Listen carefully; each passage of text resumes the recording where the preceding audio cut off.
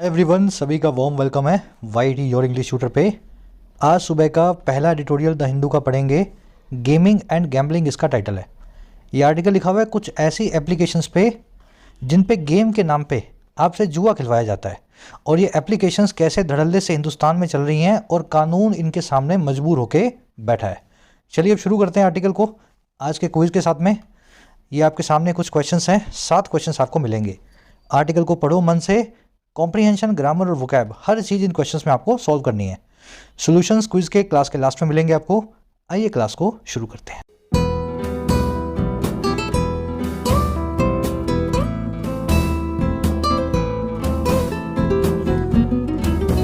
Alright, कह रहा है जी गेमिंग एंड गैम्बलिंग। देखिए, गेम तो आप जानते ही हैं, गेम कहा जाता है खेल को। गेमिंग करना मतलब खेल खेलना। आप ऑनलाइन खेलते हो ना, पबजी, कैंडी क्रश, सागा, जो भी खेलते हो गेम्स। और गैम्बलिंग का मतलब होता है जुआ, सट्टेबाजी। गैम्बलिंग के लिए हमारे पास वर्ड हैं बहुत अच्छे अच्छे, स्पेकुलेशन, वेजर, बैटिंग, ये सब के सब गैम्बलिंग को बताते हैं। कुछ लोग पत्ते खेलते हैं, कुछ लोग क्रिकेट पे गैम्बल करते हैं। कह रहा है कुछ ऐप्स के साथ में अब गेमिंग और गैम्बलिंग वाला कन्फ्यूजन होने लगा है। देखने में वो ऐप हैं गेमिंग ऐप्स, आपको उन ऐप पे खेलने को मिलेगी गेम, लेकिन जब अंदर घुसोगे तो आपको पता लगेगा गेम की आड़ में वो ऐप्स आपसे गैम्बलिंग करवा रही हैं, आपसे जुआ खिलवा रही हैं। आगे बात समझ में? तो गेमिंग और गैम्बलिंग के बीच की जो कन्फ्यूजन है इस आर्टिकल में आपको बताई जाएगी। चलिए अब इसके टाइटल पैराग्राफ को देखते हैं क्या कहना चाह रहा है।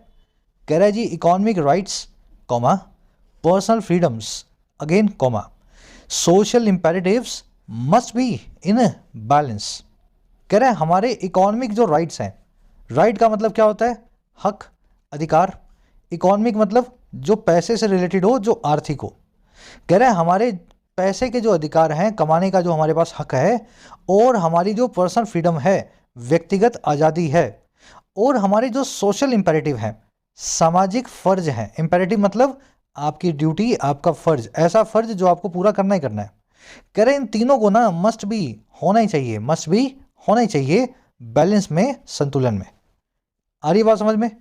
अगर कोई ऐप जो गेमिंग की आड़ में गैम्बलिंग करवा रही हो और उस ऐप को सरकार को उसकी जांच करनी हो, तो उसकी जांच इन तीनों चीज़ों को बैलेंस में रख के की जाएगी।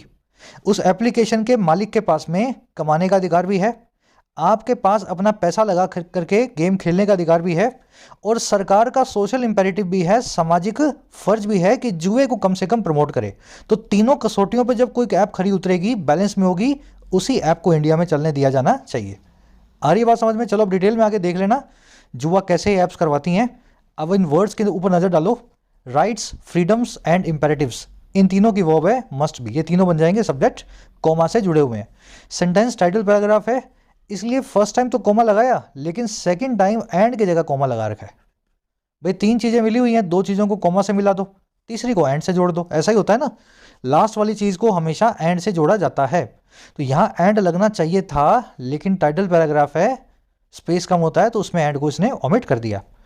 इंपेरेटिव मैंने आपको बता दिया, आपकी नेसेसरी ड्यूटी है, ऐसा फर्ज जो आपको पूरा करना ही करना है। स्टूडेंट के लिए इंपेरेटिव है मेहनत करना, माँ बाप के लिए इंपेरेटिव है बच्चों को अच्छे से पालना पोसना, उनको एजुकेशन देना, और पुलिस का इंपेरेटिव होता है लोगों की हिफाजत करना। आ रही बात समझ में? ऐसे इस वर्ड को आपको कनेक्ट करके रखना है। चलिए अब आगे बढ़ते हैं। सारे भारी भरकम वर्ड, इस आर्टिकल की सारी वोकैब मैं आपको दिखा देता हूँ। एक साथ देख लोगे 5-6 वर्ड्स, फिर आर्टिकल पढ़ने में दिक्कत नहीं आएगी। और उसी के साथ में मॉक टेस्ट के लिए न्यू ईयर पे टेक्स्ट बुक की सेल लॉन्च हो चुकी है। टेक्स्ट बुक के मॉक टेस्ट प्लेटफॉर्म पे आपको सभी एग्जाम्स का एक सिंगल मॉक टेस्ट पैकेज मिलता है। एसएससी, बैंकिंग, स्टेट एग्जाम्स, हर एग्जाम का एक सिंगल पैकेज। और इस सेल में 3 दिनों के अंदर ये मॉक टेस्ट पैकेज आपको मिल रहा है 269 में। अब कमेंट सेक्शन में लिंक रखा है, जाके प्रेस करें। टेक्स्ट बुक का पास आपको दिखाएगा 1 ईयर पास 299 में। ध्यान ये रखना है कि ये 1 ईयर पास जरूर है, लेकिन इसमें 6 मंथ्स की एडिशनल वैलिडिटी भी है। तो ये 299 का पास 18 महीने का आपको जो मिल रहा है, इस पे ले लेना एडिशनल डिस्काउंट। लगाना जाके कोड YT10। जैसे ये कोड लगाओगे, 1 साल वाला पास 6 महीने की एडिशनल वैलिडिटी के साथ में आपको मिल जाएगा 269 में। तो ये 3-4 दिनों की सेल है, 5 से 8-9 तारीख की। ज़रूर से इसका फ़ायदा ले लेना सेल ख़त्म होने से पहले। चलिए अपनी वोकैब शीट है। पहला वर्ड है आज का इंपेरेटिव। अभी आपको मैंने बताया एक इसेंशियल या अर्जेंट ड्यूटी इंपेरेटिव होती है, जैसे पुलिस की इंपेरेटिव है लोगों की हिफाजत करना, है ना। It is an imperative that the government should cut down it's import budget. ये एक नेसेसरी ड्यूटी है कि सरकार कट डाउन करे, सरकार काट छांट करके कम करे। कट डाउन करना, किसी चीज़ के आकार को कम करना, और किसको? अपने इंपोर्ट बजट को, आयात से होने वाले खर्च को। चलिए, इसको नेसेसिटी, ऑब्लिगेशन या एग्जिजेंसी भी बोल सकते हैं। ये वर्ड आर्टिकल में आप देख चुके हैं ऑलरेडी। नेक्स्ट आ जाओ, अपने पास कौन सा वर्ड है जी? नेक्स्ट जो वर्ड है हमारे पास है प्रिसाइज। प्रिसाइज, इसको हिंदी में बोलते हैं सटीक, एकदम निशाने पे, एकदम एग्जैक्ट, एक्यूरेट, वेल डिफाइंड, अनएम्बिग्यूअस या अनइक्विवोकल। अब ये जो लास्ट दो वर्ड्स मैंने आपको बताए हैं ना, अन लगा के, एम्बिग्यूअस और इक्विवोकल के आगे क्या लगा दिया? अन लगा दिया। तो मैंने इन दोनों को अन लगा के बनाया इनका एंटोनिम। तो एम्बिग्यूअस का मतलब क्या हो जाएगा? जो चीज़ सटीक नहीं है, जो इधर उधर की बात करती है। ठीक है। इक्विवोकल, एम्बिग्यूअस, इन दोनों के आगे अन लगाया तो बन गया प्रिसाइज। आज के आर्टिकल में आप इक्विवोकल नाम के या एम्बिग्यूअस नाम के वर्ड को देखेंगे बिना अन के, और उसका मतलब होगा ऐसी चीज़ जो सटीक ना हो, जो बिल्कुल सीधी सीधी बात ना करती हो, टेढ़ा मेढ़ा घुमा फिरा करके बात करती हो, एम्बिग्यूअस। चलिए, अगला वर्ड है टेन्युअस। हिंदी में इसको बोलते हैं महीन। अब महीन कौन सी चीज़ होती है? बहुत ही पतली हो या फिर बहुत कमज़ोर हो, जो वेरी थिन हो या वेरी वीक हो, tenuous. There is a tenuous difference between a soldier and a terrorist. एक फौजी और एक दहशतगर्द के बीच में एक टेन्युअस डिफरेंस होता है, महीन सा फर्क होता है। आप किस तरफ से बिलोंग करते हो, वो आदमी आपके लिए सोल्जर या टेररिस्ट कहलाएगा, है ना। तो बहुत कम डिफरेंस होता है दोनों के बीच में। तो टेन्युअस को फ्रेजाइल, स्लिम, डेलिकेट, फ्लिम्सी, इन वर्ड से भी बताया जाता है। आज इसी वर्ड को आर्टिकल में देखेंगे। अगला वर्ड है पॉन्डर। पॉन्डर का मतलब होता है किसी चीज़ के ऊपर गहराई से सोचना, बहुत लंबे वक्त तक, कंटेम्पलेट करना, डेलिब्रेट करना, रूमिनेट करना। रूमिनेट पॉन्डर का एक एडवांस सिनोनिम है। आज के आर्टिकल में आप पॉन्डर नाम का वर्ड देखेंगे। रूमिनेट याद रखना है आपको, गहराई से सोचने को, मूल या डेलिब्रेट करने को पॉन्डर करना या रूमिनेट करना कहते हैं। We need to ponder over all of our available alternatives. हमें पॉन्डर ओवर करने की ज़रूरत है, गहराई से सोचने की ज़रूरत है हमारे सभी अवेलेबल ऑल्टरनेटिव्स पे, सभी के सभी जो विकल्प हैं, ऑल्टरनेटिव्स जो हमारे पास अवेलेबल हैं। आ गया समझ में? चलो, अब ध्यान एक चीज़ और देना, पॉन्डर के बाद में ओवर आता भी है और नहीं भी आता। ये कोई गलती नहीं है, लग जाए तो भी ठीक है, ना लगे तो भी ठीक है। ये ट्रांजिटिव और जो इनट्रांजिटिव दोनों तरीके से बिहेव करने वाली वर्ब है। तो पॉन्डर अवर ऑल्टरनेटिव या ponder over all of alternatives, दोनों में से जो भी लिखोगे ठीक होगा। ओवर को ऑप्शनल माना जाता है पॉन्डर के बाद में। चलिए, अगला वर्ड है रॉबस्ट। रॉबस्ट का मतलब होता है वेरी स्ट्रॉन्ग, मजबूत हो, स्टडी हो, टफ हो, वेरी बिल्ट हो या वेल बिल्ट हो, पावरफुल हो। Thanks to a robust financial ecosystem, Indian economy managed to withstand major economic recessions of the past. कह रहे जी थैंक्स टू। थैंक्स टू का मतलब होता है बिकॉज ऑफ। जानते हो ना इस फ्रेज को, बहुत बार हो चुका है, इसी शीट में भी रखा हुआ है। थैंक्स टू यानी बिकॉज ऑफ। कह रहे बिकॉज ऑफ एक रोबस्ट फाइनेंशियल इकोसिस्टम के, मजबूत आर्थिक ढांचे के, इकोसिस्टम मतलब ढांचा, हुआ क्या? कह रहे इसकी वजह से इंडिया की इकोनॉमी में मैनेज किया विद स्टैंड करना। विद स्टैंड करना मतलब सामना करना, फेस करना। इंडिया की इकोनॉमी ने बड़े अच्छे से मैनेज किया कि वो फेस करे, सामना करे बड़े बड़े आर्थिक रिसेशंस का, मंदियों का, जो पास्ट में आई थी, भूतकाल की हैं।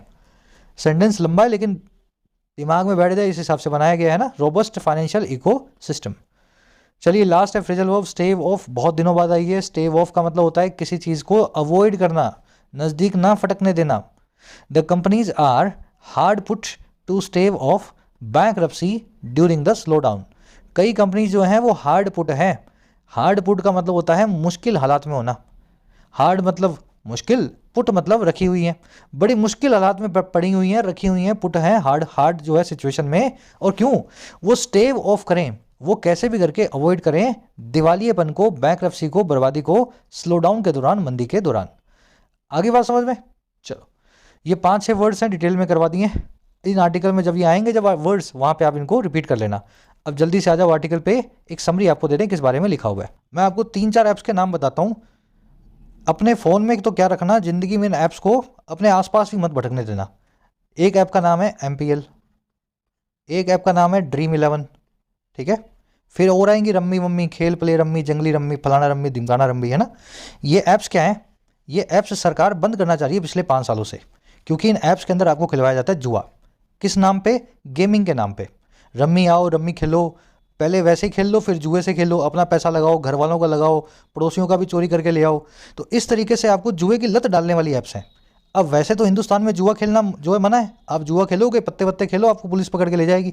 लेकिन ऐप्स पे ऑनलाइन सिस्टम का फ़ायदा उठा करके और कानून का फ़ायदा उठा करके ये ऐप्स आज भी धड़ल्ले से जुआ खिलवा रही हैं। अब सरकार ने एक नया कानून बनाया इन ऐप्स को रेगुलेट करने के लिए। हमारा आर्टिकल कह रहा है कि वो कानून काफ़ी कमज़ोर सा है, बहुत जगह इन ऐप्स के ऊपर सही से बात नहीं करता है। तो अगर सरकार कोई कानून लाना चाहती है ना, तो ऐसा मजबूत कानून लाए कि इनके ऊपर नकेल कसी जा सके। डायरेक्टली इन ऐप्स को जब भी बंद करवाने की कोशिश करती है सरकार, ये सुप्रीम कोर्ट पहुंच जाते हैं और वहां जाके रोने लगते हैं कि हम तो रम्मी खिलवा रहे हैं, हम जुआ नहीं खिलवा रहे हैं, है ना। तो इस तरीके से इन ऐप्स को और सरकार को कोई रेगुलेटरी सिस्टम में लाने की ज़रूरत है। बस आज इसकी यही समरी है। चलिए अब आर्टिकल को शुरू करते हैं। इंटरेस्टिंग आर्टिकल है आज का। कह रहे हैं जी, the union government's proposed measures for regulating online gaming in a draft amendment to the Information Technology Intermediary Liability and Digital Media Ethics Code Rules 2021 leave several questions unanswered। अब देखो लंबा सेंटेंस, आपको लगेगा सुन के देख कर कि सर क्या बना हुआ है, बहुत आसान सा सेंटेंस है ये। कह रहा है जी यूनियन गवर्नमेंट। यूनियन गवर्नमेंट क्या होता है भाई? यूनियन गवर्नमेंट और कुछ नहीं है, केंद्र सरकार का ही दूसरा नाम है। सेंट्रल गवर्नमेंट को यूनियन गवर्नमेंट बोलते हैं। कह रहा है जी जो सेंट्रल गवर्नमेंट है, केंद्र सरकार है दिल्ली में बैठी हुई, उसके जो प्रपोज्ड मेजर्स हैं, मेजर मतलब कदम, और प्रपोज्ड मतलब जो अभी भी प्रपोज किए हैं उन्होंने, सही से उठाए नहीं है ना। तो कह रहा है इसके जो प्रपोज किए हुए जो कदम हैं, और क्यों है भाई कदम? रेगुलेट करने के लिए, नियंत्रण करने के लिए ऑनलाइन गेमिंग पे। और किसके अंदर? ये है एक ड्राफ्ट अमेंडमेंट के तौर पे, एक ऐसे सुधार के तौर पे जो ड्राफ्ट है, जिसको अभी संविधान में लाया नहीं गया है ना, इस कानून के ऊपर जो है इंप्लीमेंट नहीं किया गया है। और अमेंडमेंट किस में आएगा? अमेंडमेंट आएगा जी, टू लगा के बता रहे हैं, इस बड़े से कानून में जिसका इतना बड़ा नाम है, द इंफॉर्मेशन टेक्नोलॉजी रूल्स 2021। कह रहा है ये जो मेजर्स है ना इस प्रकार के, कि ये जुए को, ऑनलाइन गेमिंग को रेगुलेट करें, और कैसे करें? ड्राफ्ट अमेंडमेंट करके इस कानून में। कह रहा है ये मेजर्स ही सारे के सारे लीव कर देते हैं, छोड़ देते हैं कई सवालों, क्वेश्चंस को, और कैसे? बिना जवाब दिए, अनआंसर्ड। तो सरकार ने बड़ी मुशक्कत से कानून तो बनाया गैम्बलिंग को रोकने के लिए, लेकिन कानून इतना ढीला सा है, उसमें कोई समझ में नहीं आता कि इसमें से कई सवालों के जवाब उस कानून से आपको मिलते ही नहीं है। सेंटेंस समझ चुके हैं? मेजर्स, मेजर्स सब्जेक्ट है, लीव इसकी वर्ब है। सेंटेंस का सब्जेक्ट कैसा है जी? प्लूरल है ना, प्लूरल, इसलिए वर्ब भी प्लूरल है, पीछे एस नहीं लगा हुआ, यहाँ लग गया तो यहाँ छोड़ दिया। तो इस तरह से सब्जेक्ट वर्ब को आपको मिलाते हुए चलना है। जब भी किसी जगह सुधार किया जाए, अमेंडमेंट किया जाए, तो टू लगा के बताएं। अमेंडमेंट टू द आरटीआई या आरटीई एक्ट, अमेंडमेंट टू जो भी कानून में आप, राइट टू इंफॉर्मेशन है, राइट टू लिबर्टी है, राइट टू, या कोई भी कॉन्स्टिट्यूशन है, उसमें अमेंडमेंट जब भी लाते हैं तो टू लगा के बताते हैं जिसमें अमेंडमेंट लानी होती है। चलो और आगे बढ़ते हैं, देखें और क्या कहना चाह रहा है। कह रहा है some of these proposed measures such as the establishment of a self regulatory body, collection of know your customer या KYC information from players, and appointment of a grievance officer within the company are already in place.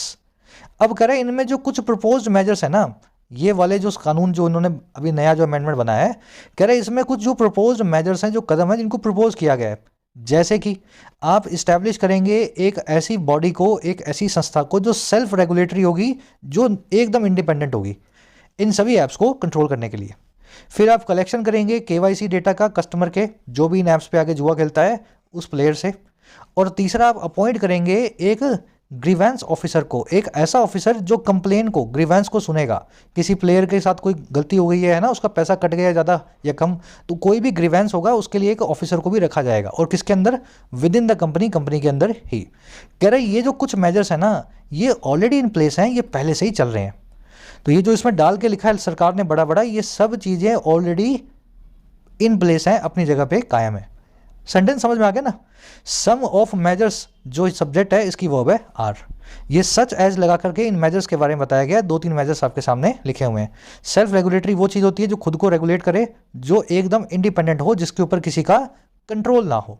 KYC document आप जानते हैं, आपका आधार card, आपकी bank details, आपके address जो है proof.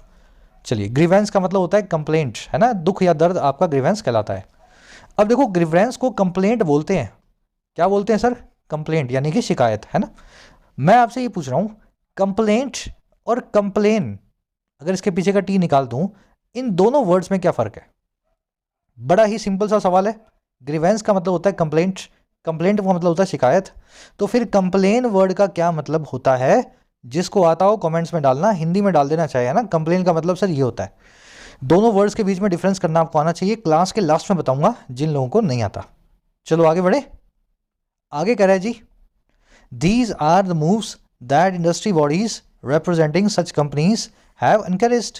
कह रहे ये वही तो मूव्स हैं, ये वही तो सारी की सारी हरकतें हैं, वही तो सारे के सारे कदम हैं जिसको इंडस्ट्री जो बॉडियां हैं, इंडस्ट्री के बड़े बड़े ग्रुप्स जो हैं, जो रिप्रेजेंट करते हैं ऐसी जुए वाली कंपनियों को, सच कंपनीज को, कह रहा है उन्होंने एनकरेज किया है। तो ये सभी हरकतें, ये सभी कदम जो है इंडस्ट्री की बॉडीज पहले ही कह चुकी है कि हम ये करने वाले हैं। दीज आपका सब्जेक्ट है, आर इसकी वर्ब है, इंडस्ट्री बॉडीज की वर्ब है हैव एनकरेज्ड। रिप्रेजेंटिंग यहाँ पे एक एडजेक्टिव है, वो इंडस्ट्री की बॉडीज जो रिप्रेजेंट कर रही हैं, जो समझ गए ना, प्रतिनिधि बन के सामने आ रही हैं। चलो और आगे बढ़ते हैं। कह रहे जी, state such as Tamil Nadu want much stricter regulation of the sector than what is being proposed by the centre in the draft. कह रहे कई स्टेट्स हैं जैसे कि तमिलनाडु, कह रहे ऐसी स्टेट चाहती हैं, वांट करती हैं, और क्या चाहती हैं? और ज़्यादा कड़ा, और ज़्यादा स्ट्रिक्टर। स्ट्रिक्ट मतलब कड़ा, स्ट्रिक्टर होगी कंपैरेटिव डिग्री, मच लगा के हमने बता दिया, कड़े से भी ज़्यादा कड़ा। तो कई स्टेट्स हैं तमिलनाडु जैसी जो चाहती हैं और ज़्यादा कड़ा हो नियंत्रण या रेगुलेशन इस पूरे गेमिंग सेक्टर का, ऑनलाइन सेक्टर का। और किसके मुकाबले? बजाय उसके जो प्रपोज किया जा रहा है, then word is being propose, जिसका प्रपोजल लाया जा रहा है, और किसके द्वारा? सेंट्रल गवर्नमेंट के द्वारा, अपने इस ड्राफ्ट अमेंडमेंट के अंदर। कह रहा कैसे, ये किस प्रकार के स्ट्रिक्टर हैं ये सारे के सारे रेगुलेशंस? कह रहा particularly for gambling with real money. तो ये स्टेट चाहती हैं कि गैम्बलिंग जब आदमी खुद के पैसे लगा करके इन ऐप्स में खेले, अपने पैसे से रम्मी खेलने लग जाए, पोकर खेलने लग जाए, तो खास करके उन मामलों में थोड़ी ज़्यादा रेगुलेशन होनी चाहिए। चलिए, स्टेट्स की वर्ब है वांट, व्हाट की वर्ब है इज बीइंग प्रपोज्ड, है ना। और इसमें कुछ देखने वाला है नहीं, एक ग्रामर का कॉन्सेप्ट है, थोड़ा सा फ्लो बनने दो, फिर उस कॉन्सेप्ट पे वापस अपने आते हैं ना, उस कॉन्सेप्ट को मैं आपको करवाऊंगा। चलो, कह रहा जी, the centre's draft remains ambiguous on the question of whether states can have additional restrictions. कह रहे जी, जो सेंटर का ड्राफ्ट है, जो कानून है, ड्राफ्ट कानून समझ गए, जो अभी लगाया जाना बाकी है, जो फाइनल नहीं हुआ है, अभी जिसकी ड्राफ्टिंग हो रही है, सबसे बातचीत की जा रही है। कह रहा सेंटर का जो प्रपोज्ड कानून है वो बना हुआ है आज भी एम्बिग्यूअस, जो इक्विवोकल हो, जो सीधा सीधा ना हो, जो वेग हो, जो अनक्लियर हो, सटीक ना हो। याद है ना वर्ड, प्रिसाइज का बिल्कुल उल्टा एम्बिग्यूअस। तो सेंटर का जो कानून है वो आज भी बना हुआ है एकदम अनक्लियर। इस क्वेश्चन पे, इस सवाल पे ऑफ इस चीज़ का, वेदर हाँ या ना, कि स्टेट्स रख सकती हैं अपनी खुद की अलग से रेस्ट्रिक्शंस, पाबंदियाँ या नहीं। तो मान लीजिए सेंटर ने बोल दिया कि खिला दो भाई, रम्मी खिला दो सबको, जुआरियों को।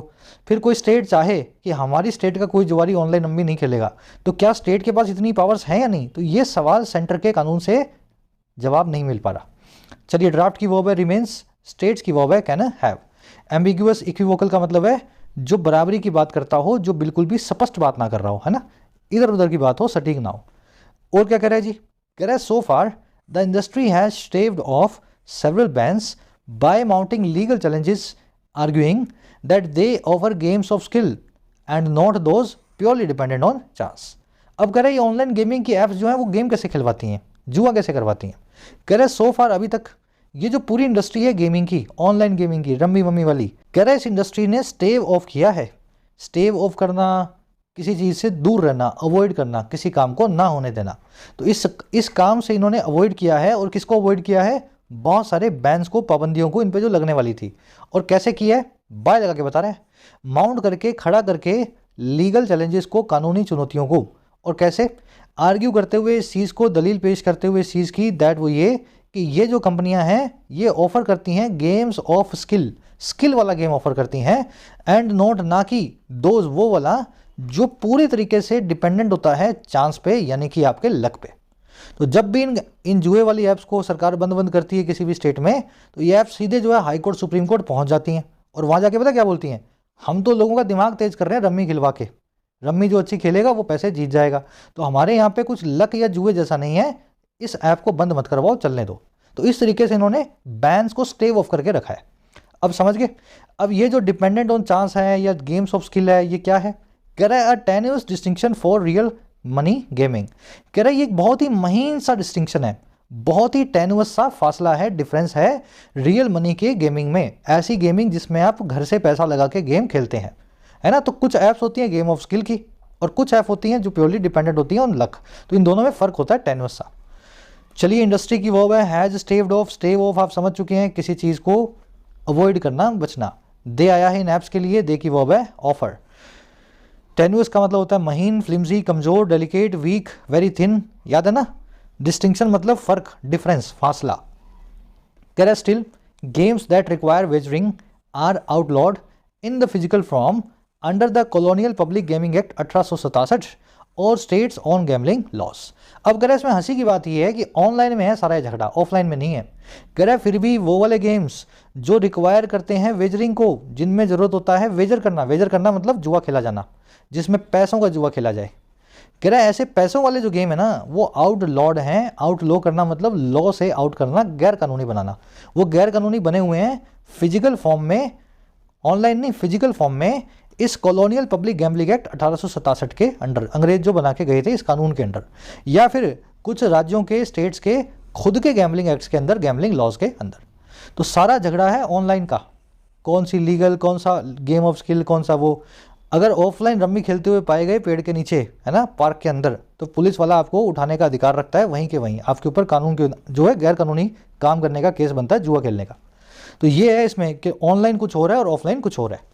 गेम्स की वर्ब है आर आउटलॉड, दैट की वर्ब है रिक्वायर। दैट आया गेम्स के लिए, गेम्स प्लूरल है इसलिए दैट की वर्ब भी प्लूरल है, बिना एस के। एस नहीं लगाओगे ना पीछे।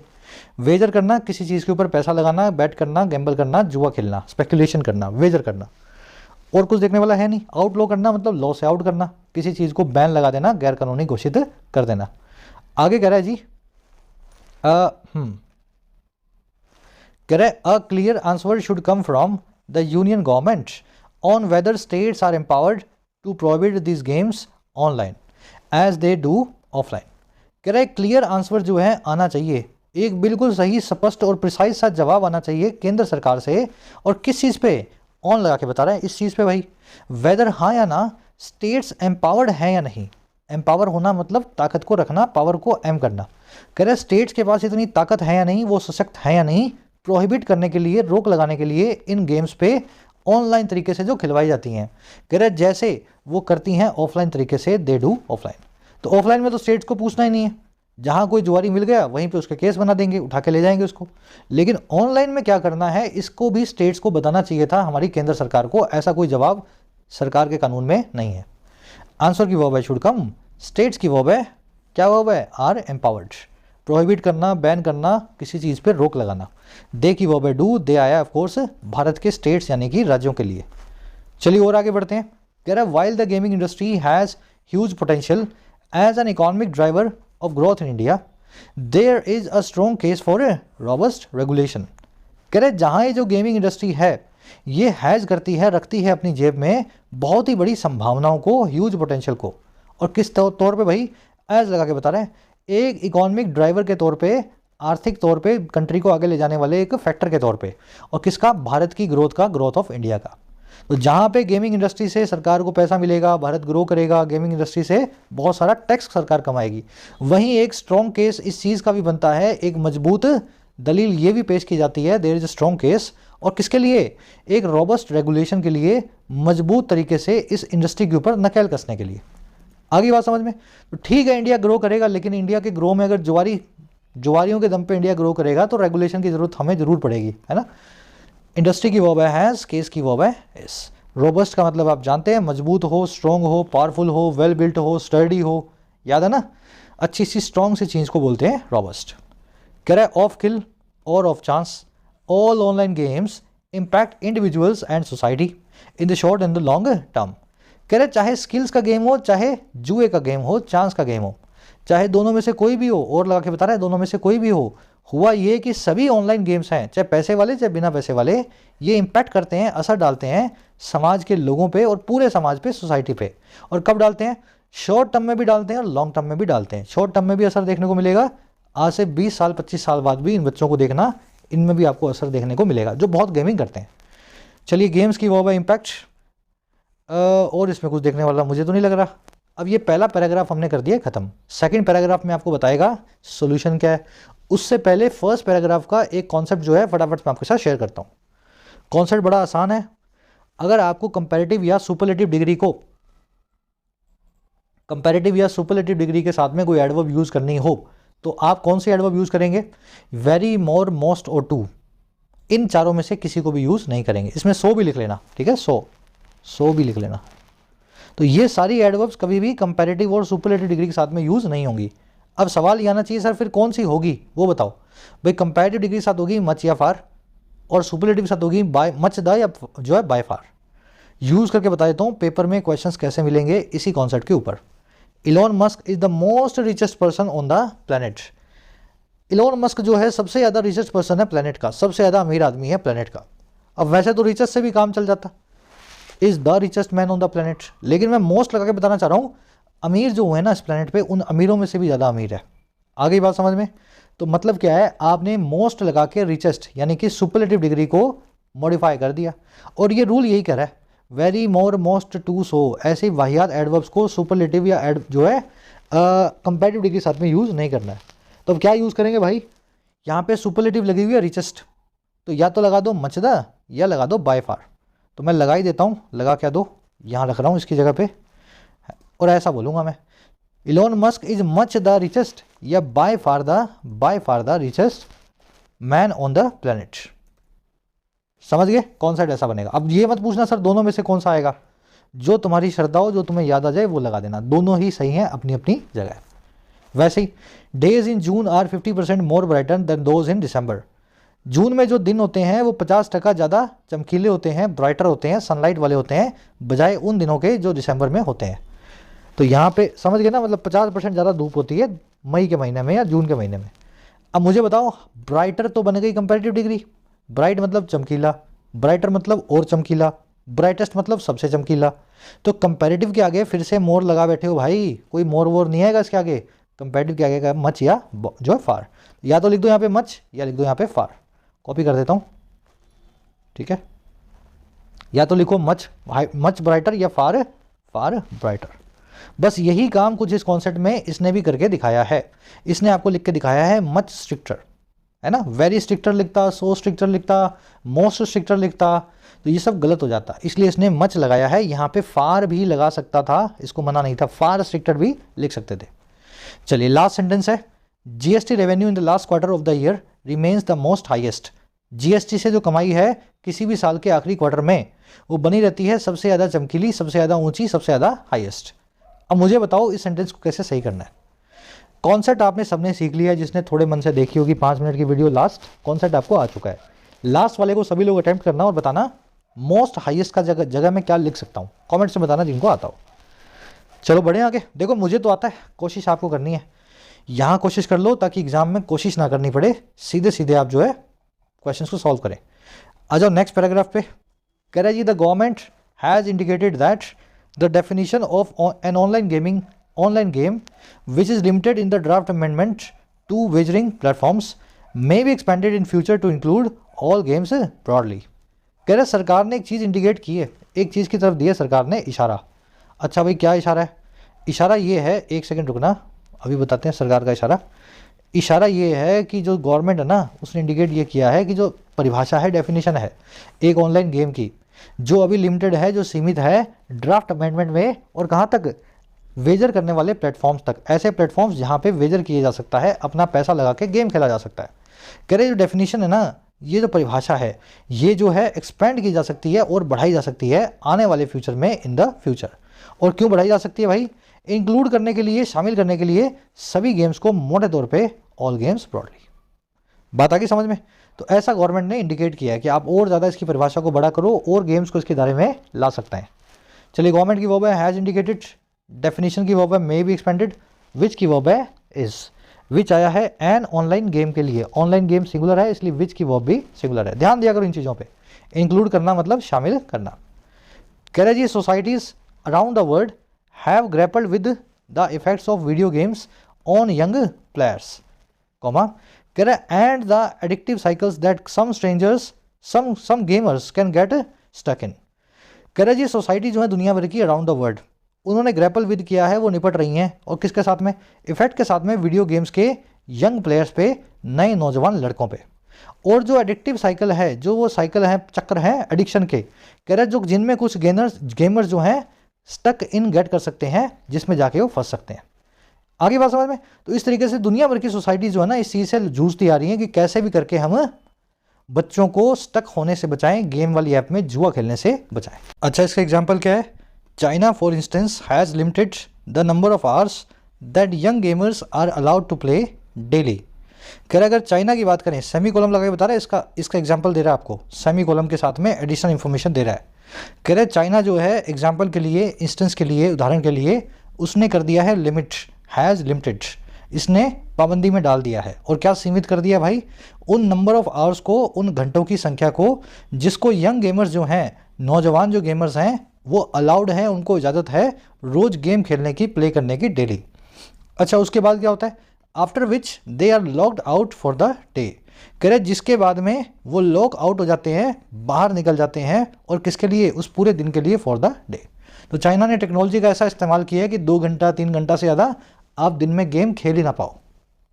चाइना की वर्ब है हैज़ लिमिटेड, गेमर्स की वर्ब है आर अलाउड। ऊपर वाला सेंटेंस आप देख चुके हैं। सोसाइटीज़ की वर्ब है have grapple with, grapple with करना, किसी चीज़ से निपटना, किसी चीज़ का सामना करना, डील विद करना। गेमर्स की वर्ब है कैन गेट, स्टक इन करना, किसी चीज़ में फंस जाना। ऐसा अगर आपका पाँव मिट्टी में फंस गया ना, तो आप बोल सकते हैं माई लेग या my feet are stuck in जो है मड, या किसी भी तरह की जो मिट्टी है, दलदल है, उसके अंदर आपके पाँव फंस गए हैं, स्टक कर गए हैं। और इसमें कुछ देखने वाला है?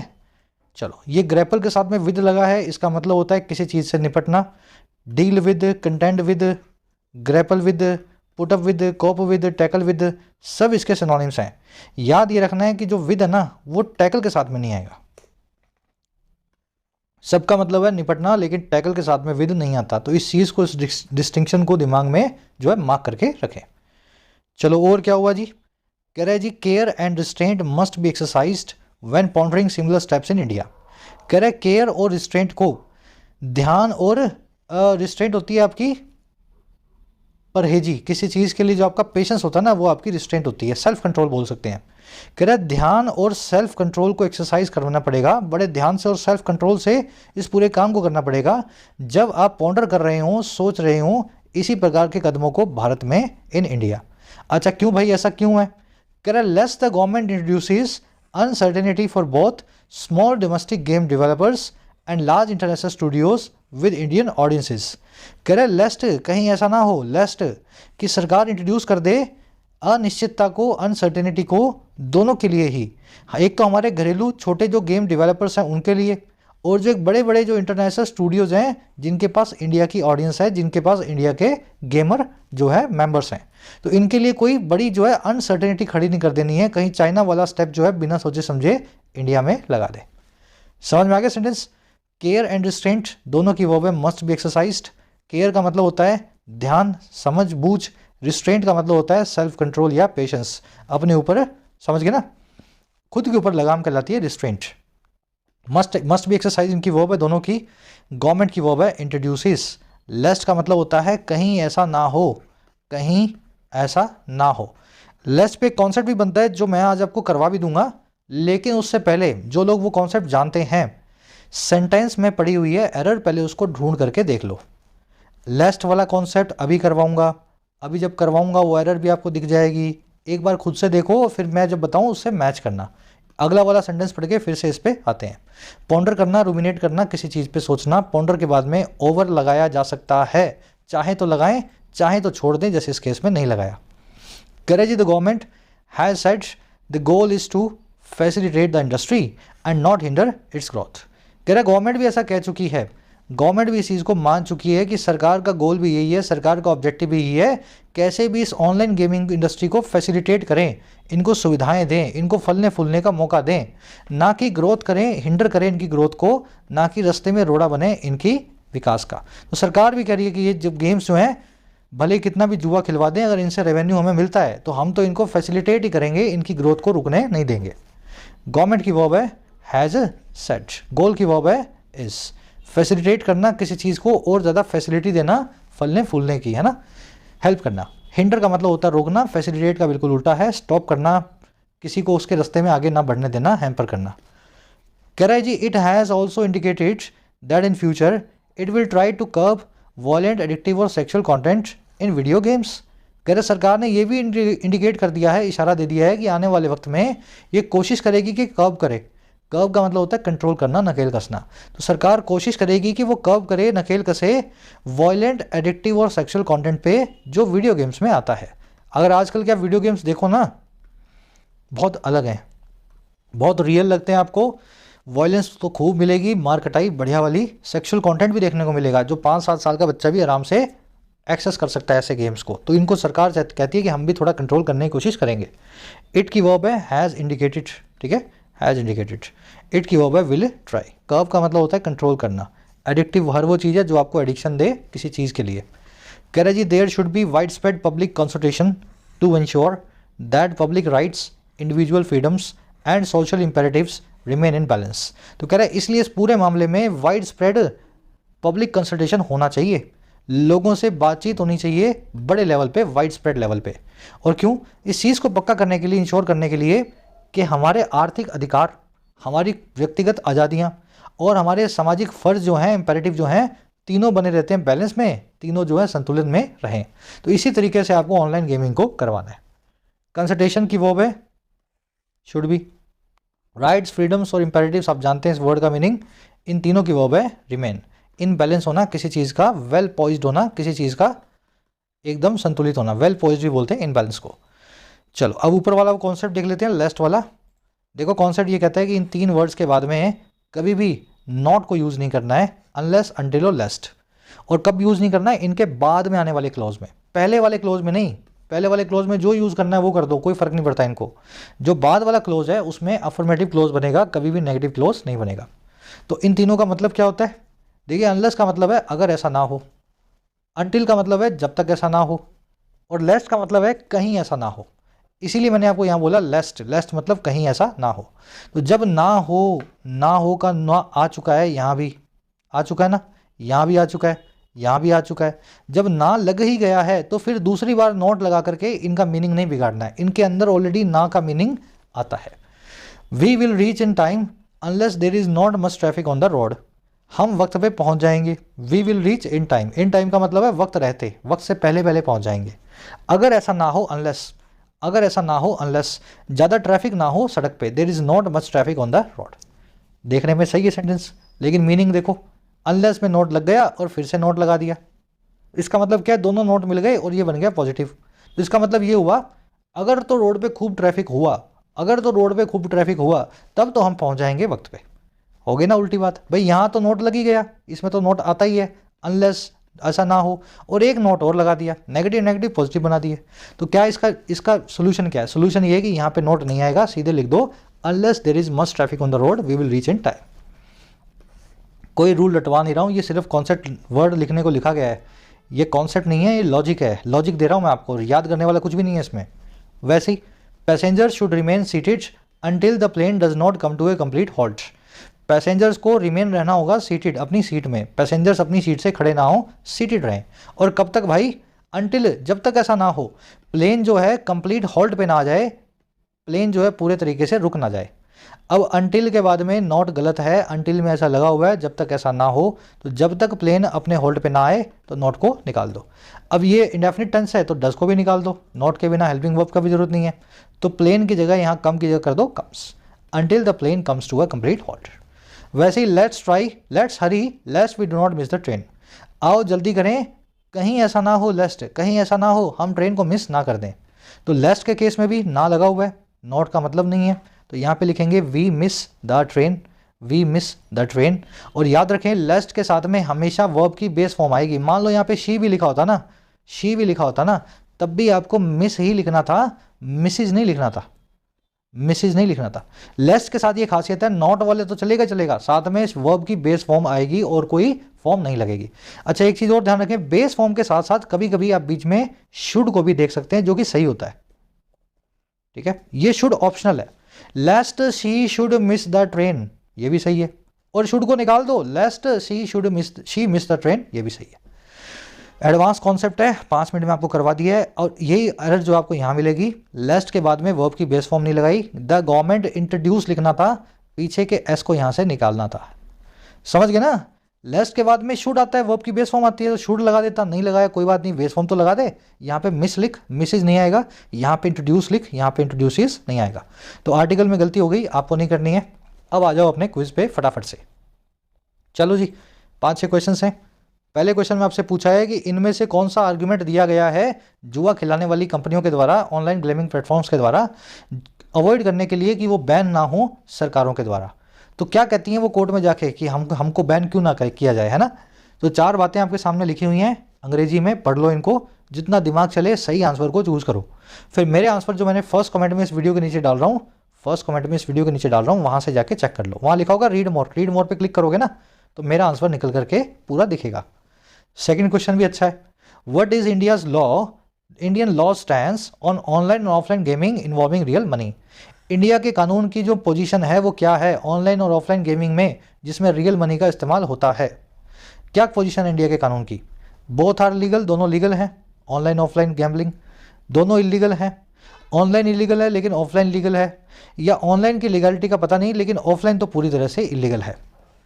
मेरे ख्याल से क्वेश्चन कर लोगे, बहुत ईजी बन चुका है। थर्ड फोर्थ में आपको मिलेंगी 2 एरर्स। पहली एरर आपको मिलेगी, चलो खुद से ढूंढ लेना, यहाँ पे शायद यहाँ मिल जाए, ठीक है। और दूसरी एरर आपको मिलेगी इस अनलेस नाम से जो वर्ड है, इस वर्ड की वजह से एक एरर आपको दूसरी वाली मिलेगी, निकाल लो। चौथे, पांचवा, तीसरा चौथा हो गया। 5वें में स्टे ऑफ फ्रेजल वर्ब का मीनिंग आपसे पूछा है तो एक मीनिंग आपको लिखना है। 6वें में 1 वर्ड है, ऐसी चीज़ जिसके इंटेंट या मीनिंग क्लियर ना हो, जो साफ ना हो, उसको किस 1 वर्ड से बता सकते हैं? याद है ना, प्रिसाइज का उल्टा अन, क्या बना के अन, थोड़ा मैं आइडिया दे रहा हूँ, हिंट दे रहा हूँ, निकल आएंगे। 2-3 वर्ड्स बनते हैं, कोई भी एक बना दो इसका आंसर। 7वें पूछ रहे हैं रूमिनेट नाम के वर्ड का सिनोनिम क्या होगा जो इसके साथ मीनिंग रखता है? टेनुअस होता है, रोबस्ट होता है, पॉन्डर होता है, या इंपेरेटिव होता है? सब कुछ इस आर्टिकल में हो चुका है। फर्स्ट कमेंट में इसी वीडियो के नीचे आंसर्स हैं, जाके चेक कर लो। मेरे आंसर से अपने आंसर्स को मैच करना और आउट ऑफ 6 या 7 कितने मार्क्स मिले जरूर से बताना। मुलाकात होगी नेक्स्ट क्लास में। अंटिल कोर्सेज अवेलेबल हैं ऐप पे, जाके फ़ायदा ले सकते हो। टाइम रहते ही कोर्सेज का फ़ायदा लेना है, ऐसा ना हो लास्ट मोमेंट पे आकर के आप मैसेज करें सर 15 दिन रह गए, 1 महीना रह गया। अभी जब वक्त है पढ़ने का तो पढ़ाई पे पूरा ध्यान दो। कंटेंट सारा अवेलेबल है एप्लीकेशन पे, राइटिंग का, एसएससी का और बैंकिंग का। ऐप को जाओ, कमेंट सेक्शन से डाउनलोड करो, फर्स्ट कमेंट से लिंक रखा है। कोई भी क्वेरी हो, ये नंबर है व्हाट्सएप का, टीम से आप मैसेज करके बात कर सकते हैं व्हाट्सएप पे।